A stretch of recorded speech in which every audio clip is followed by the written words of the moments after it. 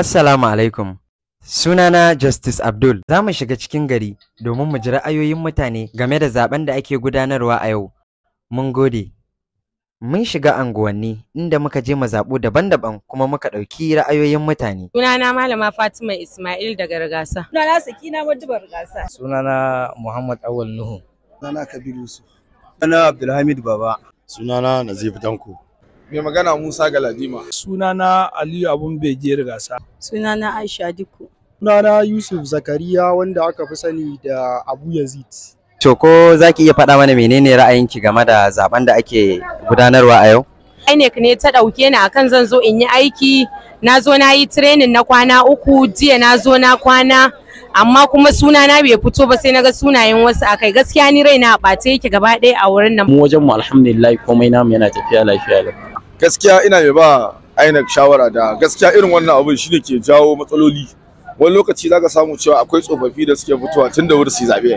Amma irin wannan yana kashe musu ƙwarin gwiwa. Ni ra'ayina yana tafiya yanda ya kamata. Ana yin abin da ya dace, kowa na bin layi kuma kowa ya bi doka da huda. To kiran da zan ya dai kamata kowa ya fito.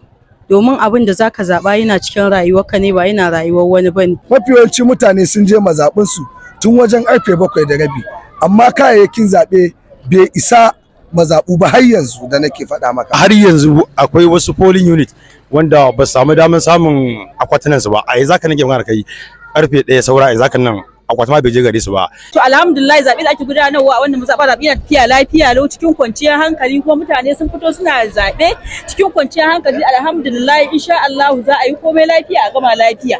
Kiran da nake zuwa ga al'umma shine duk inda suka ga ana raba kuɗi ko wani abu ko wani abin da basu gane ma ba su sanar da hukuma domin hukuma ta ɗau mataki daidai yadda ya kamata. Ubangar siyasa wani al'amari ne wanda yake kashe matasa baki ɗaya, kuma ni ina ba matasa 'yan uwana shawara da su fito su yi zaɓe lafiya ba tare da tayar da hankali.